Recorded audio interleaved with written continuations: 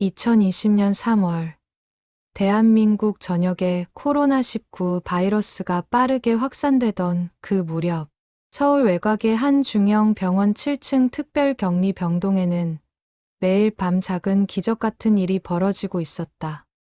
하지만 그 누구도 그 사실을 알지 못했다. 새벽 2시 30분, 간호사 정서윤은 야간 순찰을 마치고 간호사실로 돌아왔다. 형광등 불빛 아래 그녀의 얼굴은 마스크로 반쯤 가려져 있었지만 깊은 눈가의 피로는 감출 수 없었다. 하루 12시간 근무, 때로는 16시간까지 이어지는 격리 병동의 일상이었다. 책상 서랍에서 색연필과 스케치북을 꺼내는 그녀의 손은 미세하게 떨렸다. 오늘도 3명의 환자가 입원했고, 한 명은 상태가 위중해져 중환자실로 옮겨갔다. 서유는 그들 각자의 차트를 펼쳐놓고 천천히 읽기 시작했다. 705호, 김영철님, 67세, 당뇨, 기저질환, 혼자 사는 독거노인. 서윤의 눈빛이 잠시 흔들렸다. 오늘 입원할 때 김영철 환자는 아무런 짐도 없이 왔다. 보호자도 갈아입을 옷도 심지어 휴대폰 충전기조차 없었다. 그저 병원복 하나에 의지한 채 격리실 침대에 누워 천장만 바라보던 그의 뒷모습이 서윤의 가슴을 먹먹하게 만들었다. 서윤은 스케치북 위에 색연필을 움직이기 시작했다. 능숙하지는 않지만 정성스러운 손길이었다. 따뜻한 주황색으로 해를 그렸고 노란색으로 햇살을 표현했다. 그리고는 조심스럽게 글씨를 써 내려갔다. 영철님, 오늘 하루도 수고 많으셨습니다. 혼자 계시니 많이 외로우시죠? 괜찮아요. 우리가 곁에 있어요. 내일 아침에는 좋아하시는 미역국을 드실 수 있을 거예요. 오늘 밤 푹 주무시고 내일은 오늘보다 조금만 더 나아지셨으면 좋겠어요. 파이팅! 편지 아래에는 작은 해바라기 그림을 덧붙였다. 미술을 전공한 것도 아니고 그림을 배운 적도 없지만 서유는 환자들이 이 작은 그림에서 조금이나마 위안을 받기를 바랐다. 이어서 707호 박순희 환자의 편지를 쓰기 시작했다. 72세 여성 환자. 차트에는 불안 증세 심함이라고 적혀 있었다.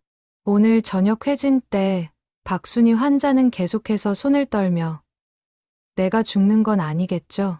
내가 살 수 있겠죠? 라고 반복해서 물었다. 서유는 그때마다 손을 꼭 잡아주며 괜찮다고 잘 이겨낼 거라고 말했지만 환자의 불안은 쉽게 가라앉지 않았다. 순희님, 오늘 저녁 잘 드셨나요? 불안하시죠? 저도 알아요. 하지만 님의 산소 포화도는 오늘 1% 올랐어요. 체온도 0.2도 내려갔고요. 아주 작은 변화지만 이게 바로 회복의 신호랍니다. 님은 잘 이겨내고 계세요. 창밖을 보세요. 저기 별이 보이시나요? 내일 아침이면 또 해가 뜰 거예요. 님도 그 아침을 맞이할 거예요. 서유는 편지 옆에 작은 별들을 그려 넣었다. 보랏빛과 노란빛이 섞인 밤하늘, 그리고 그 아래 창문으로 별을 바라보는 작은 사람의 실루엣. 시계는 새벽 3시 20분을 가리키고 있었다. 서유는 오늘 입원한 3번째 환자, 712호 이준혁의 편지를 쓰기 시작했다. 45세 남성. 차트에는 가족 면회 불가로 인한 우울감이라고 적혀 있었다. 초등학생 2아이의 아버지. 입원 전 마지막으로 아이들에게 아빠 금방 나을 테니까 걱정하지 마라고 말했지만 정작 본인이 가장 불안해하고 있었다. 준영님, 아이들 생각에 잠이 안 오시죠? 괜찮아요. 좋은 아버지시네요. 아이들은 님이 생각하는 것보다 훨씬 강해요. 그리고 님도 생각보다 강하시고요. 오늘 검사 결과가 나쁘지 않았어요. 이 정도면 일주일 안에 좋아지실 수 있어요. 그럼 아이들 품으로 돌아가실 수 있어요. 오늘 밤은 아이들 웃는 얼굴 꿈꾸세요. 그리고 내일 아침엔 더 건강한 모습으로 일어나세요. 서유는 편지 옆에 손을 잡고 있는 아빠와 두 아이의 그림을 그렸다. 서툴지만 따뜻한 그림이었다. 세 통의 편지를 모두 쓰고 나니 새벽 4시가 넘어가고 있었다. 서유는 각각의 편지를 조심스럽게 투명 파일에 넣었다. 방호복을 입고 병실에 들어갈 때 편지가 오염되지 않도록 하기 위해서였다. 새벽 4시 30분. 서유는 방호복을 입기 시작했다. 레벨 D 방호복, 이중 마스크, 고글, 장갑. 하나하나 착용하는 과정만 10분이 걸렸다. 거울에 비친 자신의 모습은 마치 우주복을 입은 우주인 같았다. 병실 복도는 고요했다. 형광등 불빛만이 긴 복도를 비추고 있었다. 서유는 먼저 705호 김영철 환자의 병실 문을 조용히 열었다. 환자는 깊게 잠들어 있었다. 침대 옆 작은 테이블 위에 편지를 살포시 놓았다.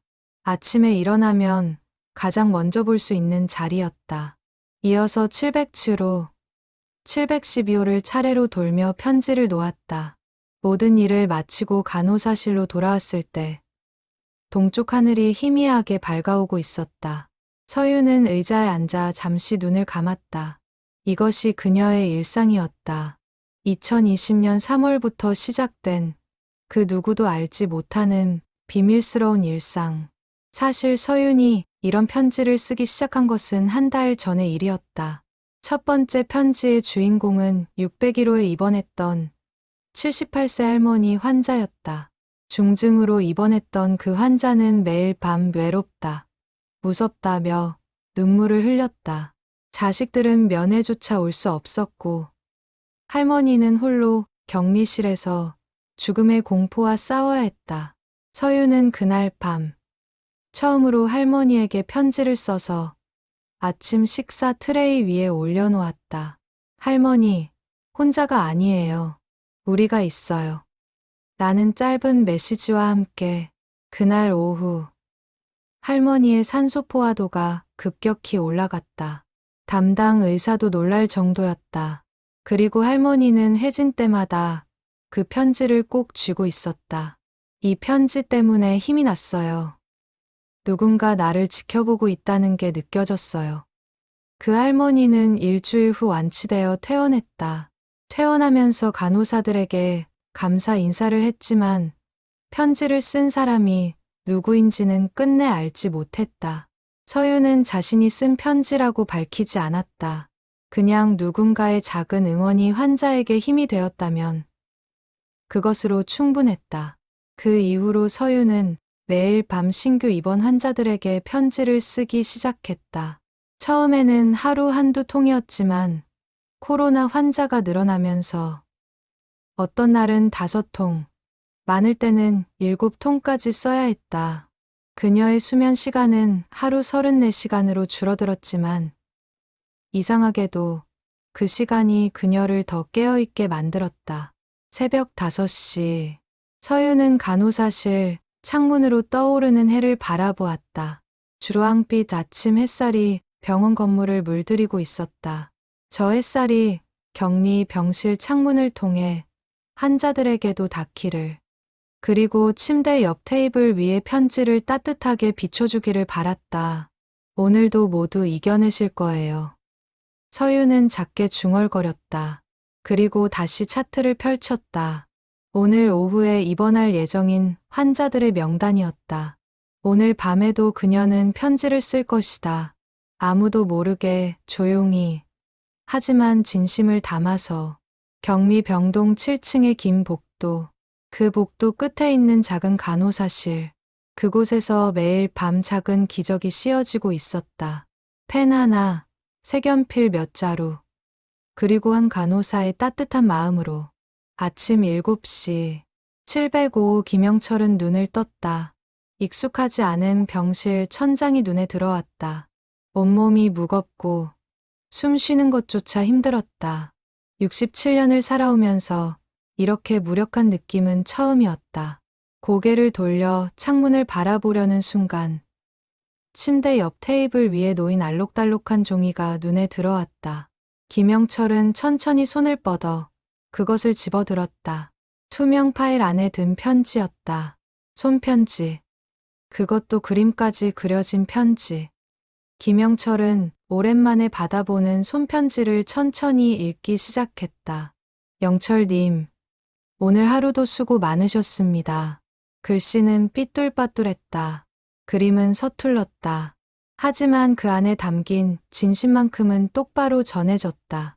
김영철의 눈가가 촉촉해졌다. 혼자 사는 지 15년. 아내가 세상을 떠난 후 단 한 번도 누군가에게 이런 따뜻한 말을 들어본 적이 없었다. 우리가 곁에 있어요. 김영철은 편지를 가슴에 꼭 안았다. 그리고 작게 중얼거렸다. 고맙습니다. 정말 고맙습니다. 같은 시각 707호 박순희도 침대 옆에 편지를 발견했다. 어젯밤 불안과 공포로 거의 잠을 이루지 못했던 그녀였다. 하지만 아침 햇살과 함께 발견한 이 편지는 마치 어둠 속의 촛불 같았다. 산소 포화도가 1% 올랐어요. 체온도 0.2도 내려갔고요. 박순희는 자신도 몰랐던 수치였다. 의사 선생님은 바빠서 그런 세세한 것까지 설명해 주지 않았다. 하지만 누군가는 자신의 상태를 이렇게 세밀하게 지켜보고 있었다. 그 사실만으로도 큰 위안이 되었다. 편지 옆에 그려진 별 그림을 보며 박순희는 처음으로 미소를 지었다. 코로나 병동에 입원한 후 처음 짓는 미소였다. 712호 이준혁은 편지를 읽으며 눈물을 흘렸다. 아이들 생각에 잠이 안 오시죠? 나는 첫 문장부터 그의 마음을 정확히 꿰뚫고 있었다. 어제 밤 내내 아이들 얼굴만 떠올리며 뒤척였던 자신을 누군가 알고 있었다. 일주일 안에 좋아지실 수 있어요. 그럼 아이들 품으로 돌아가실 수 있어요. 이준혁은 편지 아래 그려진 아빠와 아이들의 그림을 손가락으로 조심스럽게 쓰다듬었다. 서툰 그림이었지만 그 안에는 누군가의 간절한 응원이 담겨 있었다. 오전 9시. 서유는 야간 근무를 마치고 퇴근 준비를 하고 있었다. 그때 선배 간호사 김미경이 다가왔다. 서윤아, 오늘 환자들 분위기가 왜 이렇게 좋지? 특히 어제 입원한 환자들이 다들 표정이 밝아.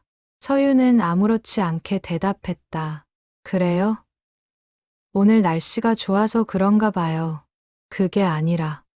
다들 뭔가 편지 같은 걸 들고 있던데. 너 혹시 알아?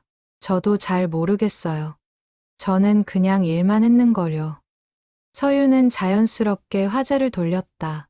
그녀는 절대 자신이 편지를 쓴다는 사실을 밝히고 싶지 않았다. 이것은 그저 환자와 간호사 사이의 작은 비밀이면 충분했다. 며칠이 지났다. 김영철은 매일 아침 편지를 받았다. 오늘은 식사량이 늘었어요. 잘하고 계세요. 오늘 산소호흡기를 뗐어요. 대단하세요. 하나하나가 그에게는 살아갈 이유가 되었다. 박순희도 마찬가지였다. 불안이 심해지는 밤마다 다음 날 아침 받을 편지를 생각하며 버텼다. 내일 아침엔 어떤 그림이 그려져 있을까? 그 기대감이 그녀를 지탱하는 힘이 되었다. 이준혁은 퇴원 후 아이들에게 줄 선물로 그 편지들을 모두 모아두기로 했다. 아빠가 아팠을 때 이런 편지가 아빠를 살렸단다 라고 말해주고 싶었다. 시간이 흐르면서 서윤이 쓴 편지는 병동에서 작은 소문이 되기 시작했다. 환자들은 서로 편지 이야기를 나누기 시작했다. 복도에서 마주친 환자들은 창문 너머로 서로의 편지를 보여주며 미소를 지었다. 나도 이런 편지 받았어요. 저도요. 오늘은 무지개 그림이 그려져 있었어요. 환자들 사이에서 편지는 단순한 종이 한 장이 아니었다. 그것은 희망의 상징이었고 누군가 자신을 지켜보고 있다는 증거였으며 혼자가 아니라는 위안이었다. 하지만 아무도 편지를 쓴 사람이 누구인지 알지 못했다. 간호사들에게 물어봐도 다들 고개를 저었다. 의사 선생님도 아니었다. 도대체 누가 이 편지들을 쓰는 걸까? 환자들 사이에서는 여러 가지 추측이 나왔다. 병원장님이 직접 쓰시는 거 아닐까? 아니야. 퇴원한 환자 중에 누군가가 보내는 거겠지. 혹시 천사가 있는 건 아닐까? 서유는 이런 이야기들을 들으며 조용히 미소 지었다. 자신이 누구인지 밝히지 않은 채 그저 편지를 쓰는 것. 그것이 그녀가 원하는 방식이었다. 어느 날 밤, 서유는 특별히 힘든 환자를 위해 더 긴 편지를 썼다. 709 환자 최민수, 50대 남성으로 코로나 합병증으로 상태가 급격히 악화되어 중환자실 직전 상황이었다. 그의 차트에는 생존 의지 저하라는 메모가 적혀 있었다. 서유는 평소보다 2배나 긴 편지를 썼다. 그리고 그림도 더 정성스럽게 그렸다. 산 위로 떠오르는 해. 그 햇살을 받으며 2팔을 벌리고 서 있는 사람의 모습. 편지 말미에는 이렇게 적었다. 민수님, 포기하지 마세요. 님이 이겨낸다면 그것은 수많은 다른 환자들에게 희망이 될 거예요. 님의 회복은 님 혼자만을 위한 것이 아니에요. 우리 모두를 위한 거예요. 부탁이에요. 조금만 더 버텨주세요. 다음 날 아침, 최민수는 그 편지를 읽고 눈물을 흘렸다. 그리고 담당 의사에게 말했다. 선생님, 저 살고 싶어요. 열심히 치료받을게요. 그날부터 최민수의 상태는 조금씩 호전되기 시작했다. 의료진도 놀랄 정도의 회복세였다. 그는 매일 아침 받는 편지를 읽으며 하루하루를 버텨냈다. 2주 후, 최민수는 중환자실 직전에서 일반 병실로 돌아올 수 있었다. 그리고 그는 자신이 받은 모든 편지를 투명 파일에 정성스럽게 모아두었다. 퇴원 후에도 평생 간직할 보물처럼 서유는 그런 환자들의 모습을 지켜보며 조용히 눈물을 닦았다. 피곤했다. 힘들었다. 때로는 자신도 무너질 것 같았다. 하지만 환자들이 편지를 읽으며 미소 짓는 모습, 희망을 되찾는 모습을 볼 때마다 그녀는 다시 힘을 얻었다. 오늘 밤도 편지를 써야지. 서유는 다시 색연필을 꺼냈다. 새벽 2시. 오늘도 병동은 고요했고 그녀의 손은 다시 움직이기 시작했다. 2020년 4월 중순. 코로나19 확산세가 정점을 향해 치달았다.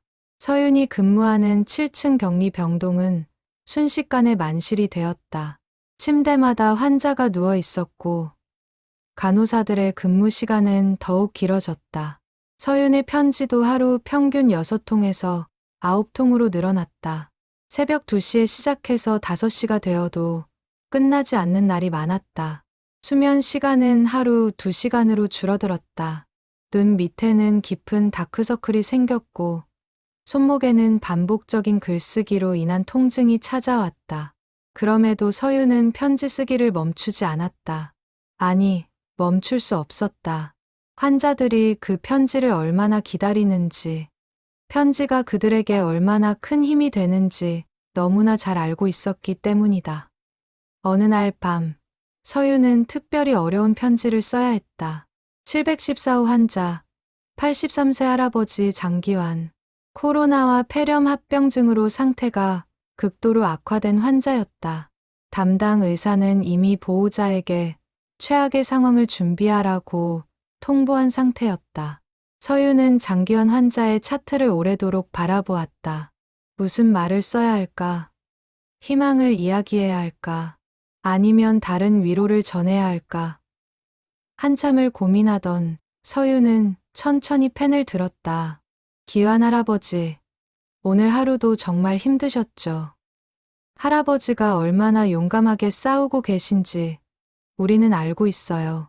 83년을 살아오시면서 얼마나 많은 일들을 겪으셨을까요? 그 모든 것을 이겨내신 할아버지시니까 이번에도 잘 이겨내실 거라고 믿어요. 하지만 만약 너무 힘드시다면 쉬셔도 괜찮아요. 할아버지는 충분히 잘 싸우셨어요. 우리는 할아버지를 잊지 않을 거예요. 편지를 쓰면서 서윤의 눈에서는 눈물이 흘러내렸다. 마스크가 금방 젖어들었다. 그녀는 알고 있었다. 장기환 환자가 이 편지를 읽지 못할 수도 있다는 것을. 하지만 그럼에도 불구하고 편지는 써져야 했다. 새벽 4시 서유는 방호복을 입고 714호 병실에 들어갔다. 장기환 환자는 산소호흡기를 쓴 채 힘겹게 숨을 쉬고 있었다. 서유는 침대 옆 테이블에 편지를 놓고 잠시 환자의 손을 잡았다. 할아버지, 고생 많으셨어요. 정말 수고하셨어요. 서유는 조용히 병실을 나왔다. 복도를 걸어가는 그녀의 발걸음은 평소보다 무거웠다. 그로부터 이틀 후, 장기환 환자는 세상을 떠났다. 서유는 그 소식을 듣고 한참 동안 간호사실 의자에 앉아 있었다. 아무 말도 할 수 없었다. 그저 눈물만 흘러내렸다. 장례식장에는 장기환 환자의 아들과 며느리가 와 있었다. 서유는 조문을 하러 갔고 그곳에서 예상치 못한 말을 들었다. 아들이 서윤의 손을 꼭 잡으며 말했다. 간호사님, 아버지가 마지막 날 이 편지를 읽으셨어요. 의식이 거의 없으셨는데 제가 이 편지를 읽어드렸더니 고개를 끄덕이셨어요. 그리고 작게 미소를 지으셨어요.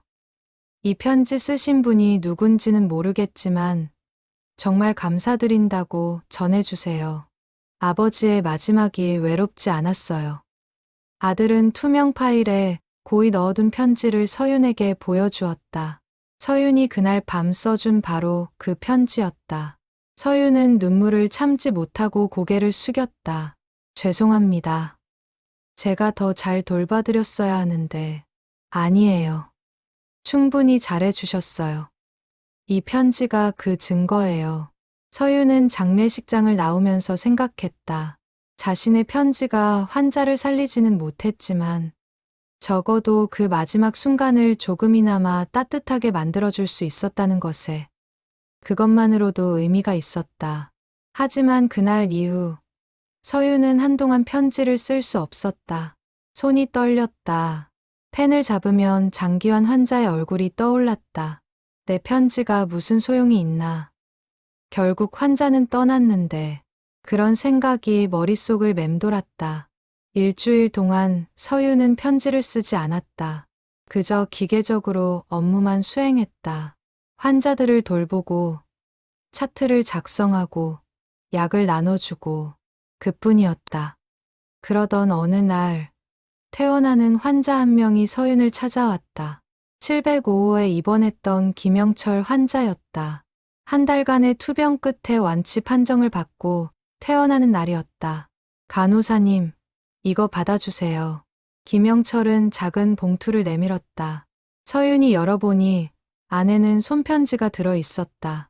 간호사님들께 저는 이곳에 입원하면서 매일 아침 편지를 받았습니다. 누가 쓴 건지는 모르겠지만 그 편지가 저를 살렸습니다. 외롭고 두려웠던 매 순간 그 편지는 제게 살아야 할 이유를 주었습니다. 편지를 쓰신 분께 전해주세요. 정말 감사하다고. 그리고 그분 덕분에 제가 다시 세상으로 나갈 수 있게 되었다고. 고맙습니다. 서윤은 그 편지를 읽으며 또다시 눈물을 흘렸다. 하지만 이번 눈물은 슬픔이 아니라 위안이었다. 그렇다. 모든 환자를 구할 수는 없다. 하지만 한 사람이라도, 단 한 사람이라도 편지를 통해 힘을 얻고 살아갈 수 있다면 그것으로 충분했다. 그날 밤 서윤은 다시 색연필을 꺼냈다. 그리고 오늘 새로 입원한 환자들을 위한 편지를 쓰기 시작했다. 손은 여전히 떨렸지만 마음만큼은 다시 단단해졌다. 오늘도 당신을 응원합니다. 서윤의 펜 끝에서 다시 희망의 글씨가 흘러나왔다. 슬픔 속에서도 상실 속에서도 그녀의 편지는 계속되었다. 2020년 5월 서울의 봄은 어느새 초여름으로 넘어가고 있었다. 병동 창밖으로는 초록빛 나무숲이 바람에 흔들렸다. 하지만 격리 병동 안은 여전히 팬데믹의 긴장감으로 가득했다. 그 사이 서윤의 편지는 이제 병동의 전설이 되어 있었다. 환자들은 퇴원할 때마다 편지 쓰는 분께 감사하다고 전해달라는 말을 남겼다. 하지만 여전히 아무도 편지의 주인공이 누구인지 알지 못했다. 이날 아침 간호사실에는 특별한 손님이 찾아왔다. 한 달 전 퇴원했던 박순희 환자였다. 그녀는 예쁘게 포장된 상자를 들고 있었다. 간호사님들, 그동안 정말 감사했어요. 이거 조금씩 나눠 드세요. 상자 안에는 수제 쿠키가 가득 들어 있었다. 박순희가 직접 만든 것이었다. 간호사들은 감사 인사를 하며 쿠키를 받았다. 아, 그리고요. 혹시 편지 쓰신 분이 누구신지 아세요? 박순희의 질문에 간호사들은 서로를 쳐다보았다. 김미경 선배가 대답했다. 저희도 모르겠어요. 솔직히 저희도 궁금해요. 그럼 의사 선생님? 의사 선생님들도 아니래요. 저희가 물어봤거든요. 박순희는 고개를 갸우뚱했다. 이상하네요. 그럼 도대체 누가? 서유는 멀찍이 떨어진 곳에서 이 대화를 듣고 있었다. 그리고 조용히 미소를 지었다. 여전히 비밀은 지켜지고 있었다. 그날 오후, 서윤에게는 특별한 임무가 주어졌다. 신규 입원 환자 중 한 명이 청소년이었다. 17세 고등학생 이지수. 대학 입시를 앞둔 수험생이 코로나에 감염되어 입원한 것이었다. 서윤은 이지수의 차트를 살펴보았다. 극심한 스트레스 및 불안 증세라는 메모가 눈에 띄었다. 코로나 감염보다 더 큰 문제는 입시에 대한 걱정이었다. 격리 기간 동안 공부를 할 수 없다는 것, 시험을 제때 볼 수 없을지도 모른다는 것이 이지수를 압도하고 있었다. 서윤은 이날 밤 이지수를 위해 특별히 긴 편지를 썼다. 지수야, 지금 가장 힘든 게 뭔지 알아요. 공부 걱정이죠. 시험 걱정이죠. 친구들은 학교에서 공부하는데 나만 뒤처지는 것 같아서 불안하죠. 하지만 지수야, 들어봐요. 인생은 마라톤이에요. 지금 잠깐 멈춘 것처럼 보여도 결국에는 다시 달릴 수 있어요. 그리고 지금 이 시간도 지수의 인생에서 중요한 배움의 시간이 될 거예요. 아프면서 배우는 것들이 있거든요. 인내, 끈기, 감사. 이런 것들은 책에서는 배울 수 없는 거예요. 지금은 몸을 회복하는 데 집중하세요. 공부는 나중에 얼마든지 따라잡을 수 있어요. 선생님이 약속할게요. 지수는 꼭 좋아질 거예요. 그리고 원하는 대학에도 갈 수 있을 거예요. 파이팅! 편지 옆에는 책을 읽고 있는 학생의 그림을 그렸다. 그리고 그 위로 무지개를 그려 넣었다. 다음 날 아침, 이지수는 그 편지를 읽고 한참을 울었다. 그리고 담당 간호사에게 말했다. 편지 쓰신 분께 전해주세요. 제가 힘내볼게요. 그날부터 이지수는 달라졌다. 불안해하던 표정이 조금씩 밝아졌다. 치료에도 적극적으로 임했다. 그리고 병실에서 할 수 있는 공부를 조금씩 시작했다. 일주일 후, 이지수는 퇴원했다. 그리고 퇴원하면서 간호사실에 작은 메모를 남겼다. 편지 쓰신 분께 저 덕분에 다시 일어설 수 있었어요. 꼭 좋은 결과로 보답할게요. 감사합니다. 서유는 그 메모를 읽으며 조용히 눈물을 닦았다. 그리고 그날 밤에도 다시 편지를 쓰기 시작했다. 시간이 흐르면서 놀라운 일이 벌어지기 시작했다. 퇴원한 환자들이 하나둘 병원에 편지를 보내기 시작한 것이었다. 편지 쓰신 분께라는 제목의 감사 편지들이 쌓여갔다. 어떤 편지에는 이렇게 적혀 있었다. 저는 편지를 받으면서 매일 아침이 기다려졌습니다. 오늘은 어떤 그림이 그려져 있을까? 어떤 응원의 말씀이 적혀 있을까? 그 기대감이 저를 살게 했습니다. 고맙습니다. 또 다른 편지에는 이런 내용이 있었다. 퇴원한 지 한 달이 지났지만 저는 아직도 그 편지들을 모두 보관하고 있습니다. 힘들 때마다 꺼내 읽어요. 그러면 다시 힘이 나요. 편지를 쓰신 분이 누구신지는 모르지만 그분은 제게 생명의 은인입니다. 간호사실 게시판에는 이런 편지들이 가득 붙여졌다. 간호사들은 그 편지들을 보며 감동받았다. 하지만 여전히 누가 원본 편지를 쓰는지는 수수께끼였다. 어느 날 저녁, 김미경 선배가 서윤에게 물었다. 서윤아, 너 그거 쓰는 거 아니야? 서윤의 심장이 순간 멎는 것 같았다. 하지만 그녀는 침착하게 대답했다. 저요? 아니에요. 저는 밤 근무 때 환자 케어하기도 바쁜걸요. 그렇긴 한데, 왠지 너 같은데. 선배님, 제가 그럴 시간이 어디 있어요. 그냥 누군가 좋은 일 하시는 거겠죠. 김미경은 더 이상 묻지 않았다. 하지만 서윤은 알고 있었다. 언젠가는 들킬 수도 있다는 것을.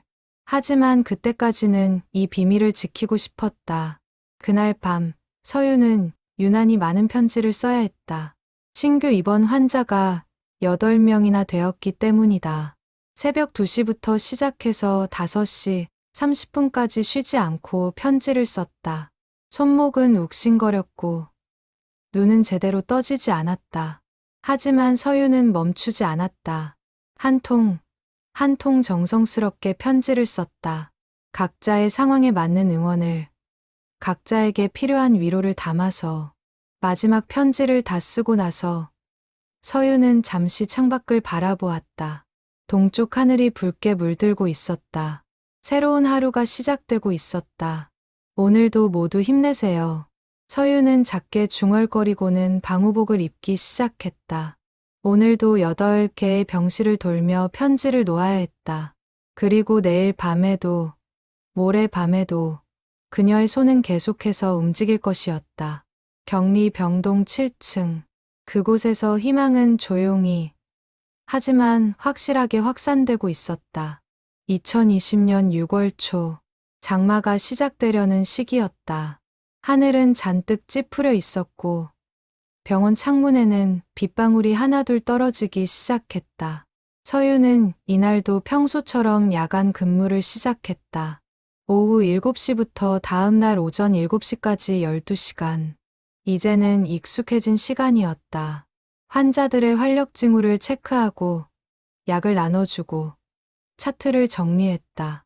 밤 10시쯤 서윤은 갑자기 몸의 한기를 느꼈다. 이상했다. 병동은 항상 따뜻하게 유지되는데 왜 춥게 느껴지는 걸까? 서윤은 잠시 멈춰서서 자신의 상태를 점검했다. 머리가 지끈거렸다.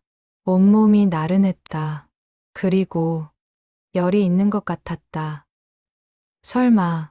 서윤은 서둘러 간호사실로 갔다.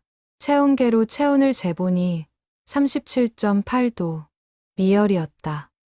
심장이 빠르게 뛰기 시작했다. 혹시 자신도.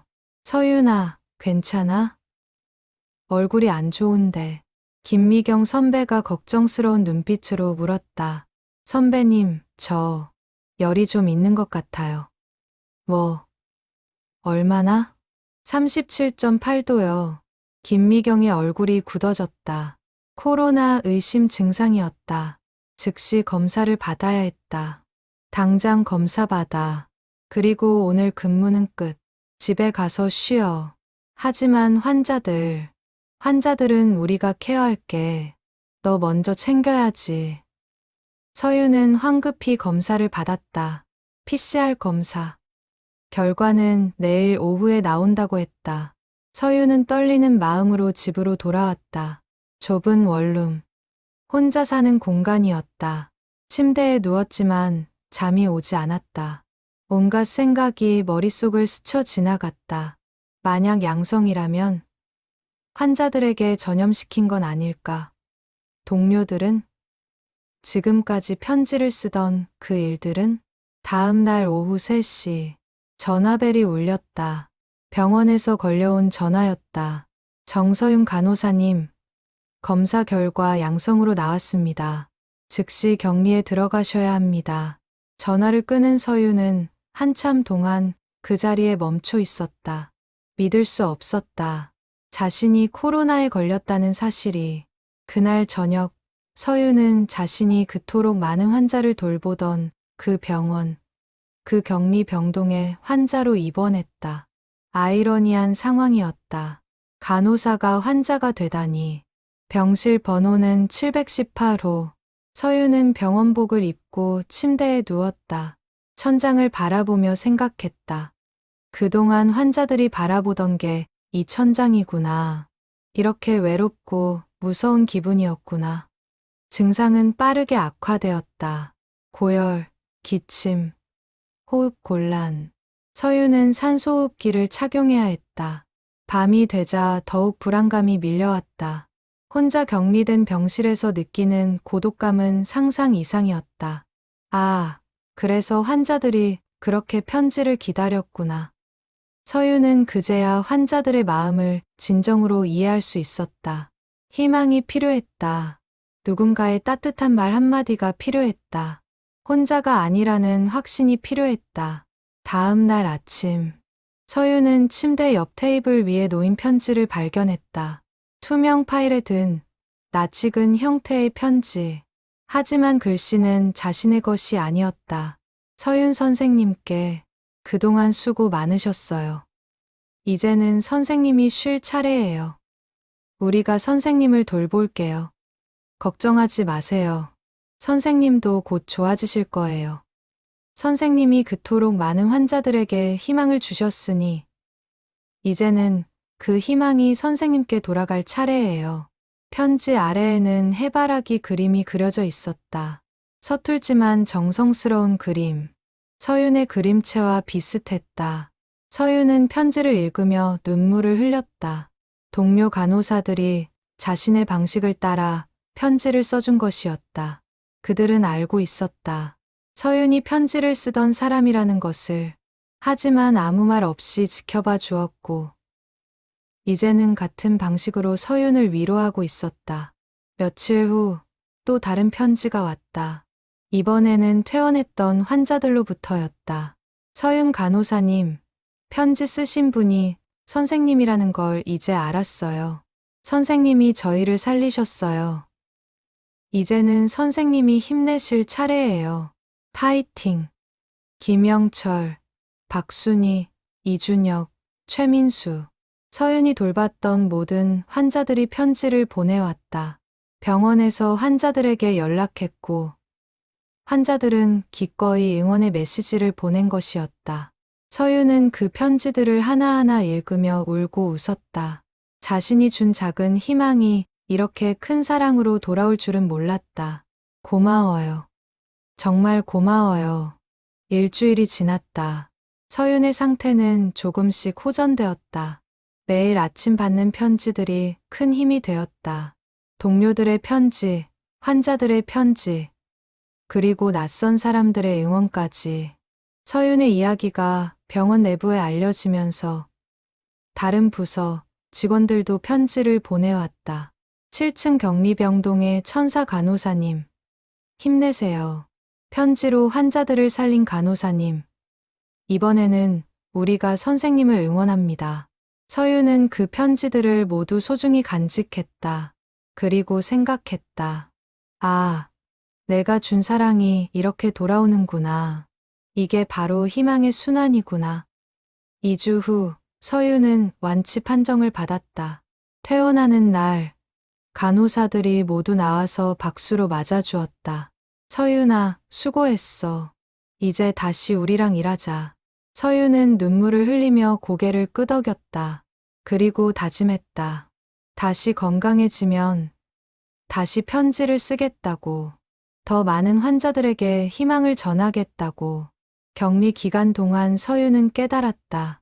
자신이 환자들에게 준 것보다 더 많은 것을 받았다는 것을. 사랑은 주는 것으로 끝나지 않는다는 것을. 그것은 순환하고 증폭되고 결국에는 자신에게도 돌아온다는 것을. 서윤은 퇴원하면서 마음속으로 말했다. 감사합니다.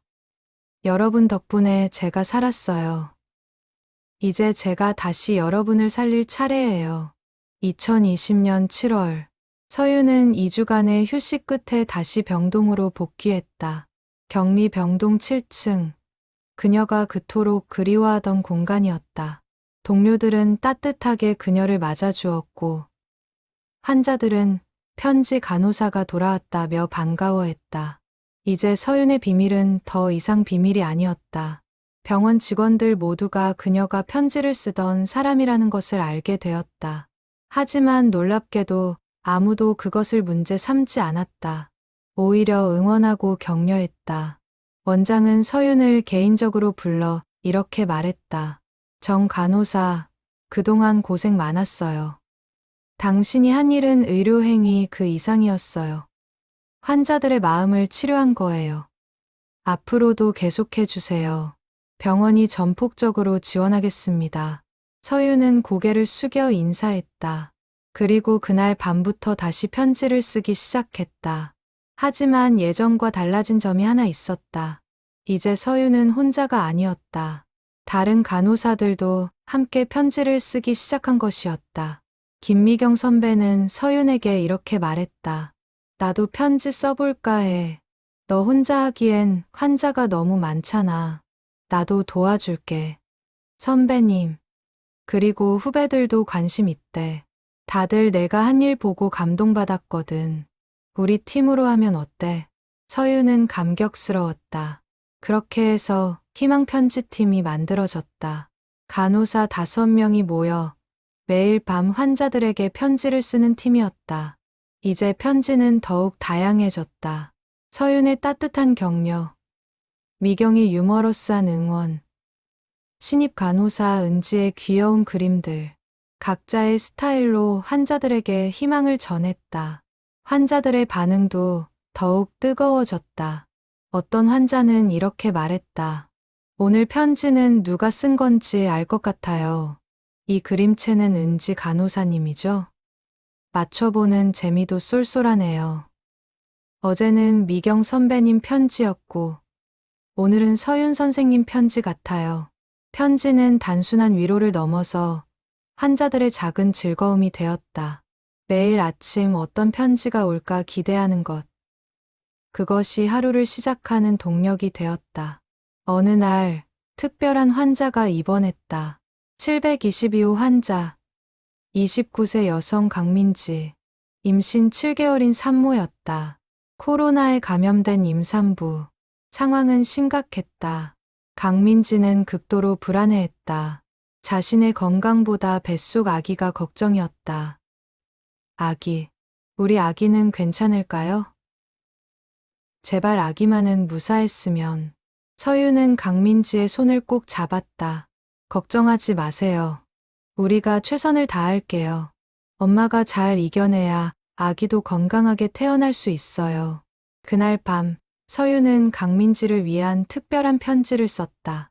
민지 씨, 지금 가장 무서운 게 아기 걱정이죠? 당연해요. 엄마니까요. 하지만 민지 씨, 아기는 엄마보다 훨씬 강해요. 뱃속에서 10개월을 버티는 아기들이에요. 코로나쯤은 이겨낼 수 있어요. 그러니 엄마가 먼저 건강해지세요. 엄마가 건강해야 아기에게 좋은 영양분이 갈 수 있어요. 오늘 밤 아기에게 말해주세요. 엄마가 지켜줄게. 걱정하지 말라고. 아기도 엄마 목소리를 들으면 안심할 거예요. 편지 옆에는 엄마 배 속의 아기 그림을 그렸다. 하트 모양 속에 평화롭게 잠든 아기의 모습. 다음 날 아침, 강민지는 그 편지를 읽고 한참을 울었다. 그리고 배를 쓰다듬으며 작게 속삭였다. 우리 아가, 엄마가 지켜줄게. 걱정하지 마. 기적처럼 강민지의 상태는 빠르게 호전되었다. 담당 의사도 놀랄 정도였다. 그리고 2주 후, 강민지는 완치되어 퇴원할 수 있었다. 퇴원하는 날, 강민지는 서윤을 꼭 안았다. 선생님, 정말 감사해요. 선생님이 아니었으면 저는 포기했을지도 몰라요. 아기 태어나면 꼭 보여드릴게요. 당연하죠. 꼭 건강한 아기 낳으세요. 서윤은 미소 지으며 강민지를 배웅했다. 그리고 속으로 다짐했다. 이 일을 계속하자. 더 많은 사람들에게 희망을 주자. 시간이 흐르면서 서윤의 편지는 병원을 넘어 알려지기 시작했다. 퇴원한 환자들이 SNS에 편지 사진을 올렸고 그것이 바이럴되기 시작한 것이었다. 코로나 병동에서 받은 기적의 편지. 간호사가 매일 밤 손수 쓴 편지로 환자들에게 희망을, 언론에서도 관심을 가지기 시작했다. 한 지역 신문사에서 인터뷰 요청이 들어왔다. 하지만 서윤은 정중히 거절했다. 저는 그저 제 일을 한 것뿐이에요. 특별한 게 아니에요. 하지만 많은 사람들이 선생님의 이야기를 듣고 싶어 해요. 환자들이 좋아진 게 전부예요. 그것만으로 충분해요. 서윤은 끝까지 인터뷰를 거절했다. 그녀에게 중요한 것은 유명해지는 것이 아니라 환자들에게 진심으로 희망을 주는 것이었다. 하지만 그녀의 이야기는 조용히, 그러나 확실하게 퍼져나갔다. 다른 병원에서도 비슷한 시도를 하기 시작했다. 우리도 환자들에게 편지를 써보자. 서윤의 작은 시도가 의료계 전체의 변화를 만들어내고 있었다. 그날 밤, 서윤은 창문 밖을 바라보며 생각했다. 지난 몇 달 동안 얼마나 많은 일이 있었는지. 처음 편지를 쓰기 시작했을 때, 자신이 코로나에 걸렸을 때, 그리고 다시 일어섰을 때, 모든 게 의미 있었어. 서윤은 작게 중얼거렸다. 그리고 다시 책상 앞에 앉았다. 오늘 밤에도 5통의 편지를 써야 했다. 하지만 이제는 혼자가 아니었다. 옆에는 미경 선배와 은지가 함께 앉아 있었다. 오늘은 내가 723호 환자 편지 쓸게. 그럼 나는 724호. 세 사람은 서로 미소를 나누고는 각자의 편지를 쓰기 시작했다. 격리병동 간호사실. 그곳에서 희망은 계속해서 씌어지고 있었다. 2020년 9월. 서울의 가을은 맑고 선선했다. 코로나 상황도 조금씩 안정되는 듯했다. 하지만 병원은 여전히 긴장의 끈을 놓을 수 없었다. 서윤은 이제 6개월째 편지를 쓰고 있었다. 그동안 그녀가 쓴 편지는 무려 300통이 넘었다. 퇴원한 환자만 해도 120명이 넘었다. 그들 모두가 서윤의 편지와 함께 병을 이겨냈다. 그런데 이날 서윤은 이상한 소식을 들었다. 퇴원한 환자들이 모임을 만들었다는 것이었다. 희망편지 모임이래요. 서윤 선생님 편지 받았던 사람들끼리 만든 거래요. 은지가 신기한 듯 말했다. 모임이요? 네. SNS에 비공개 그룹을 만들었대요. 벌써 회원이 80명이 넘는데요. 서윤은 놀라움을 감추지 못했다. 자신이 쓴 편지가 퇴원 후에도 사람들을 연결하고 있다니. 며칠 후 서윤에게 이메일 한 통이 왔다. 희망편지 모임 대표라는 사람으로부터였다. 발신자는 김영철. 서윤이 처음으로 편지를 썼던 바로 그 환자였다. 서윤 간호사님께, 저희는 선생님의 편지로 새 생명을 얻은 사람들입니다. 선생님 덕분에 저희는 단순히 병을 이겨낸 것이 아니라 삶의 의미를 다시 발견했습니다. 저희가 선생님께 감사를 표현하고 싶은데 어떻게 하면 좋을까요? 혹시 시간 되시면 저희를 한번 만나 주실 수 있을까요?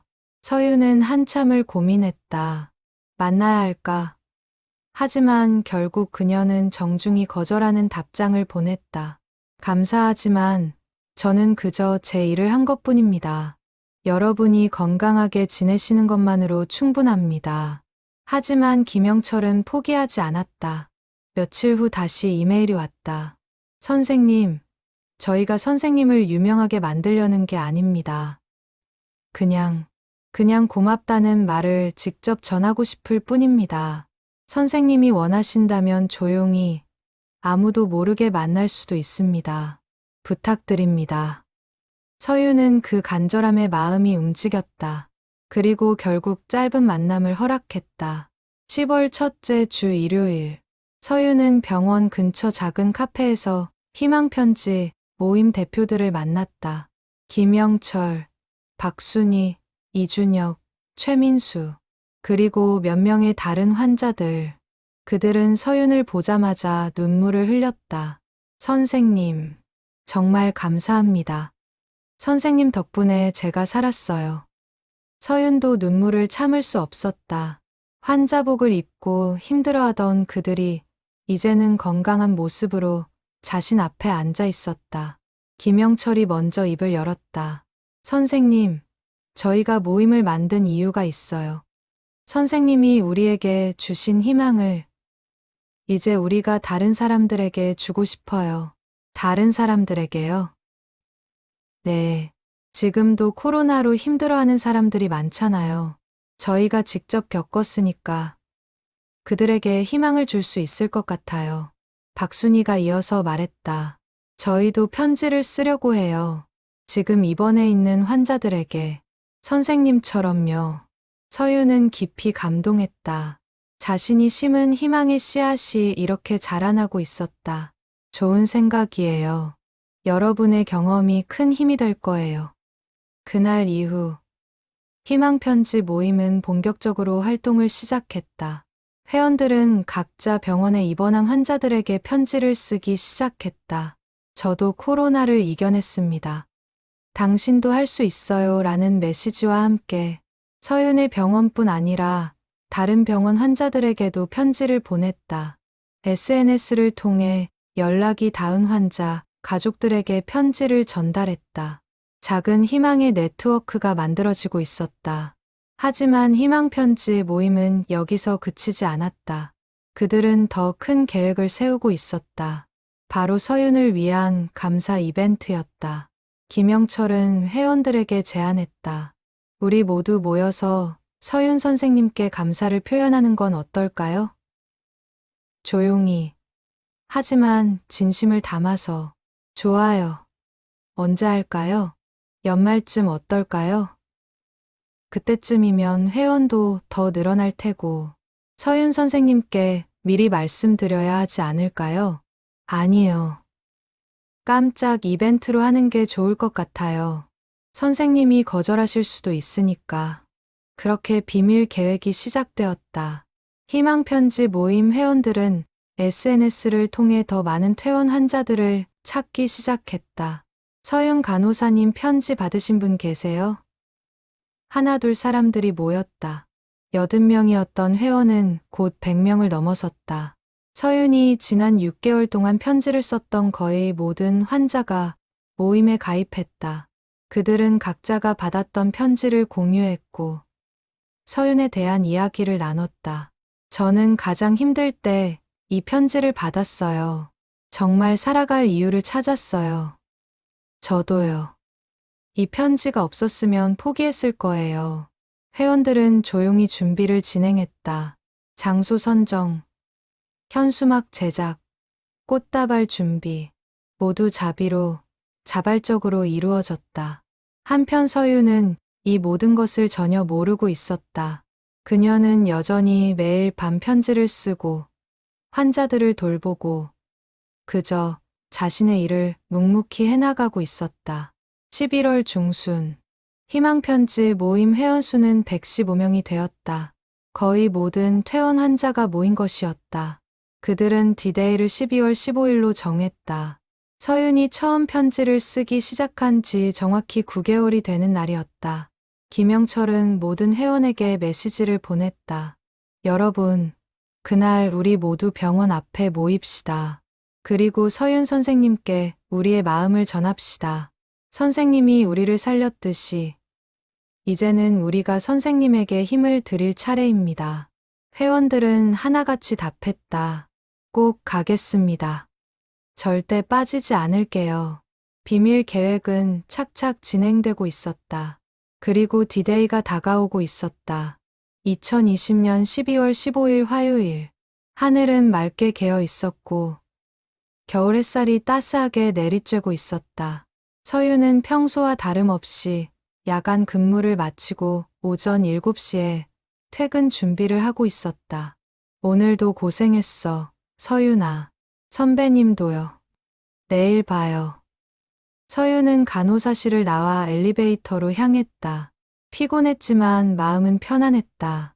오늘도 5명의 환자에게 편지를 썼고 그들 모두 건강하게 잠들었다. 엘리베이터를 타고 1층에 내렸다. 병원 로비를 지나 정문으로 향했다. 자동문이 열리는 순간 서유는 멈춰섰다. 병원 앞 광장에 사람들이 가득했다. 100명도 넘어 보이는 사람들이 일렬로 서 있었다. 그들 모두가 손에 꽃다발을 들고 있었다. 그리고 그 뒤로는 대형 현수막이 걸려 있었다. 서윤 간호사님, 당신이 우리를 살렸습니다. 감사합니다. 서윤은 무슨 일인지 이해할 수 없었다.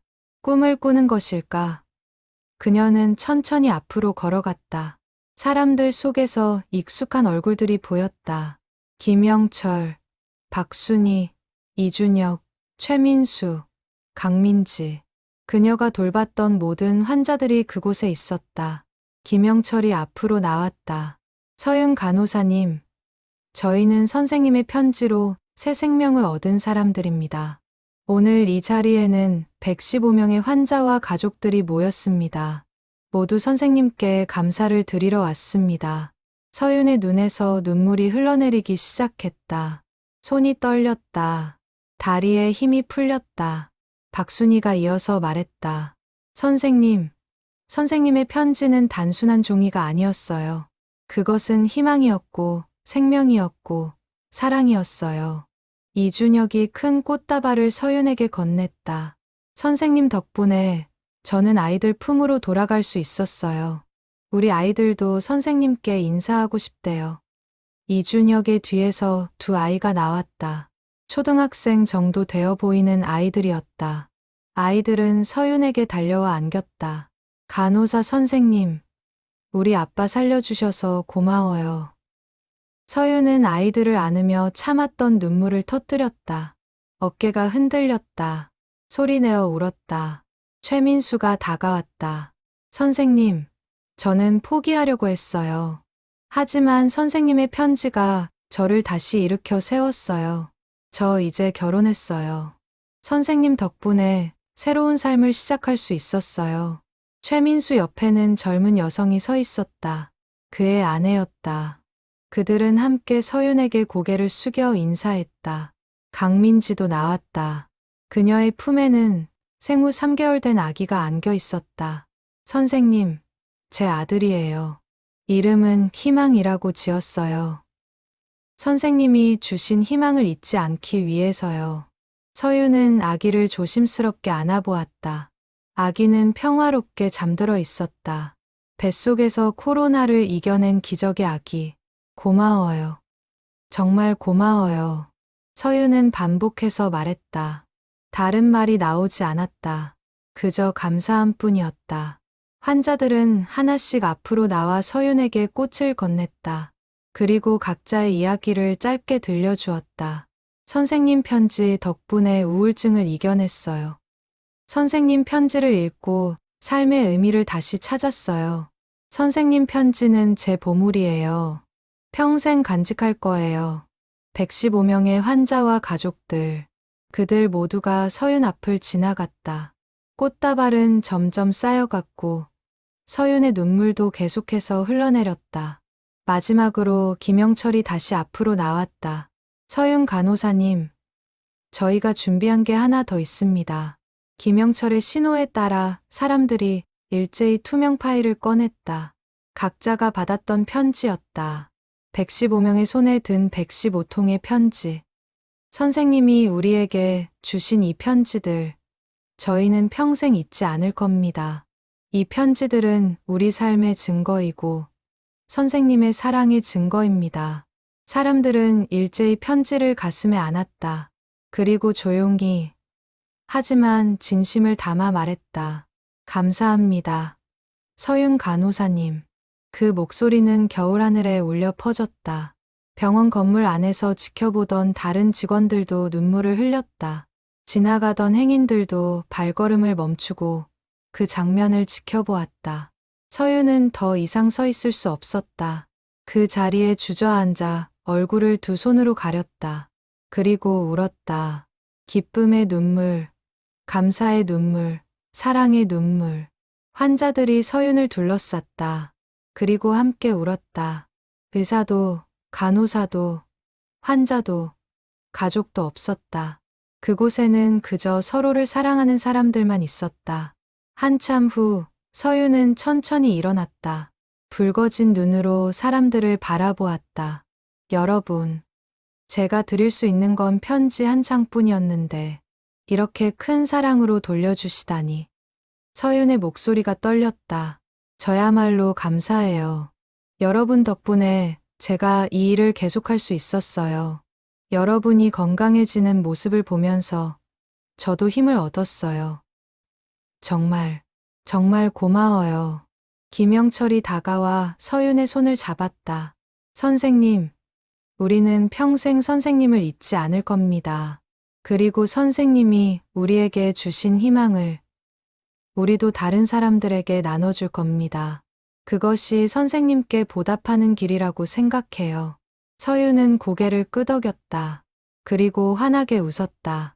눈물 속에 미소였다.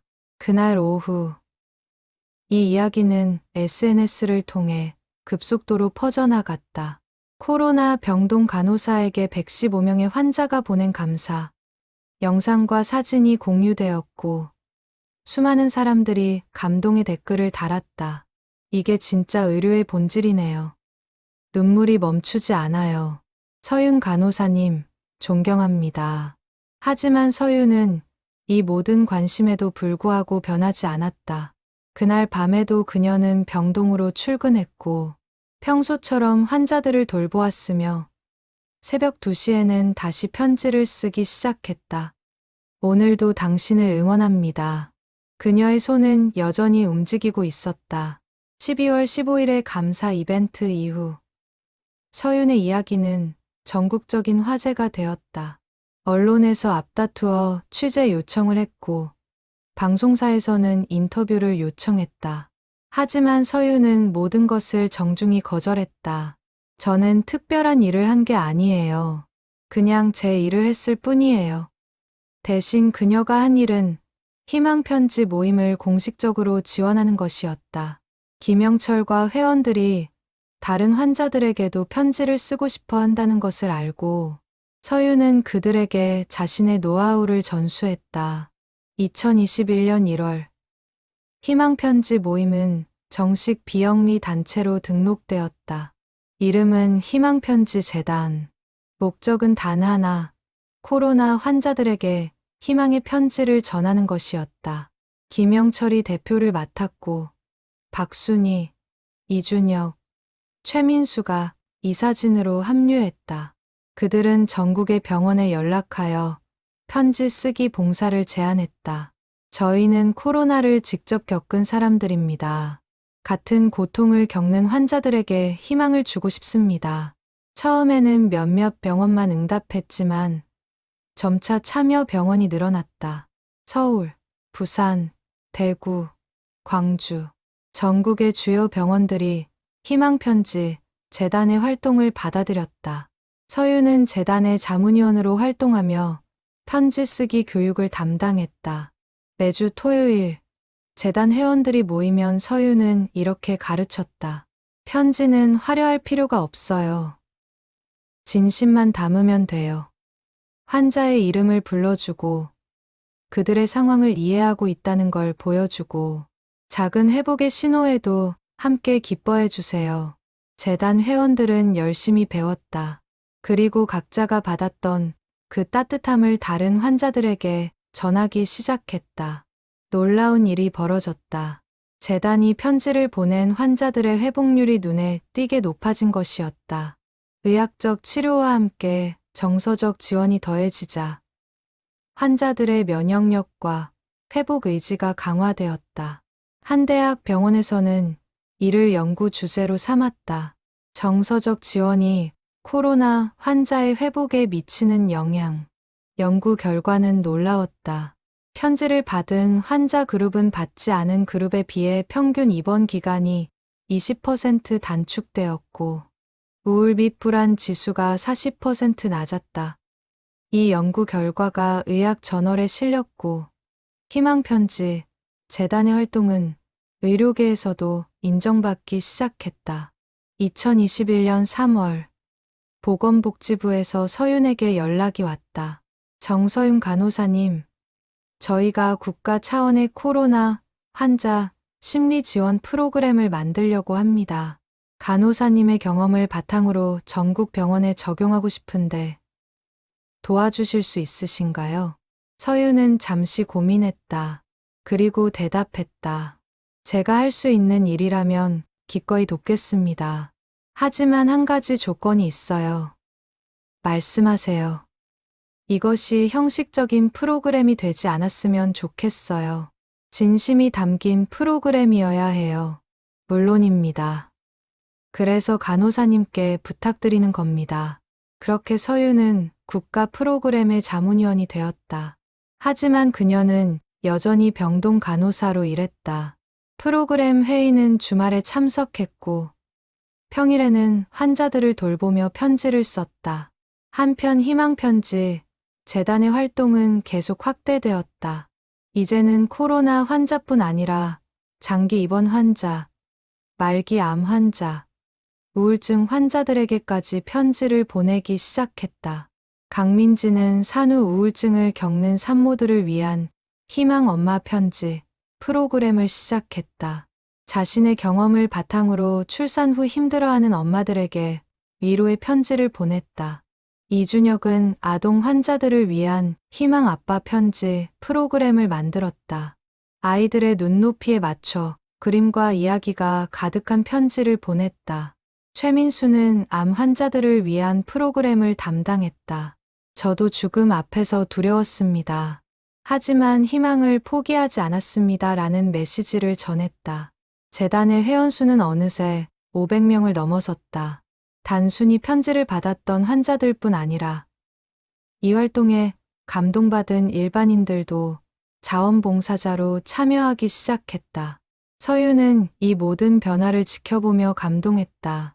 자신이 시작한 작은 행동이 이렇게 큰 움직임으로 번져나갈 줄은 몰랐다. 어느 날 밤, 서윤은 창문 밖을 바라보며 생각했다. 사랑은 이렇게 퍼져나가는구나.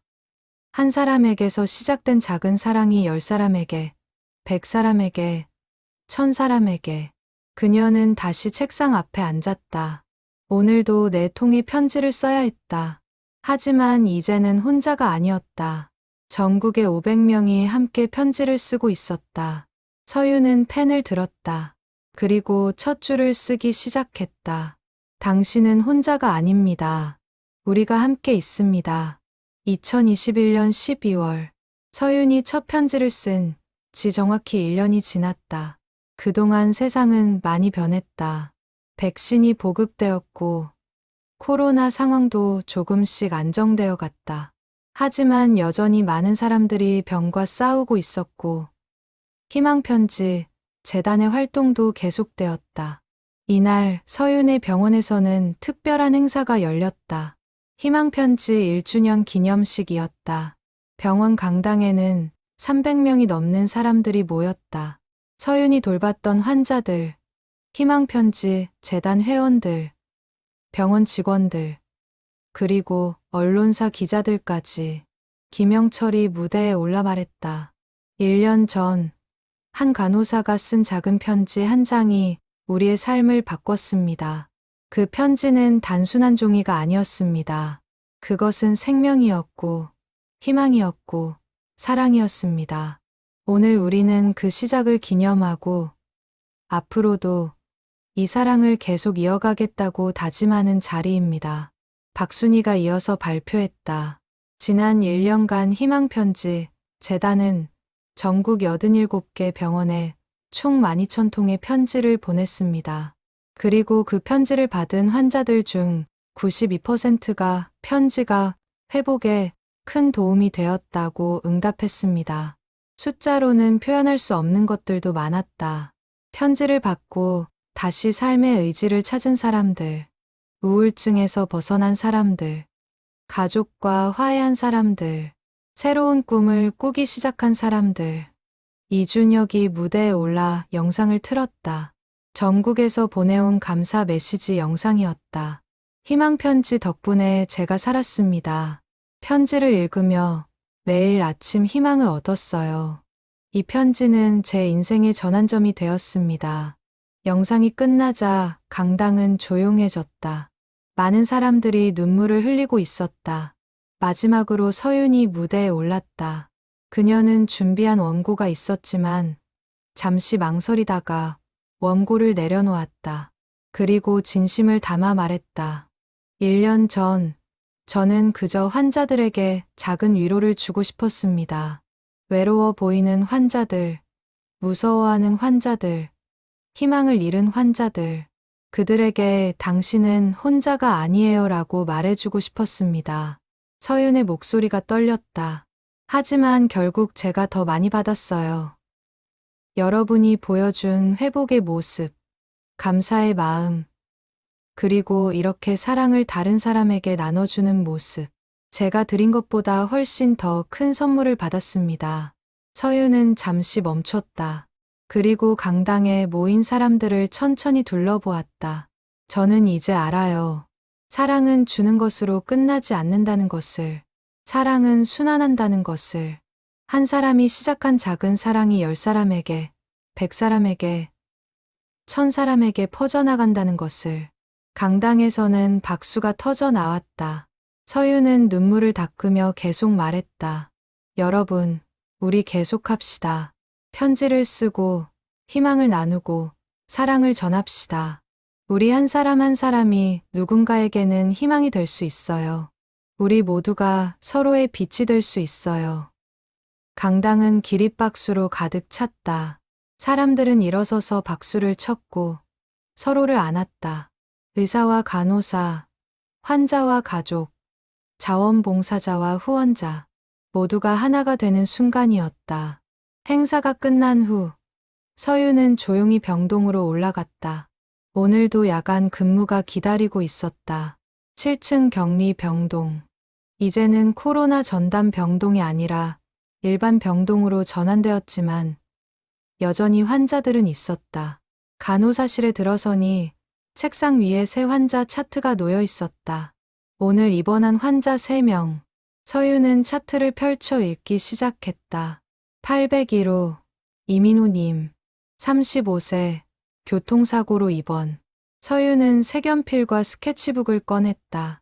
그리고 천천히 편지를 쓰기 시작했다. 민호님, 오늘 많이 놀라셨죠?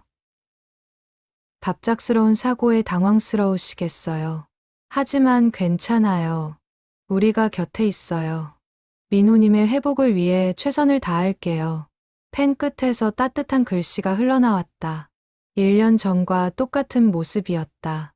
하지만 이제 서윤은 혼자가 아니었다. 전국의 수백 명이 함께 같은 일을 하고 있었다.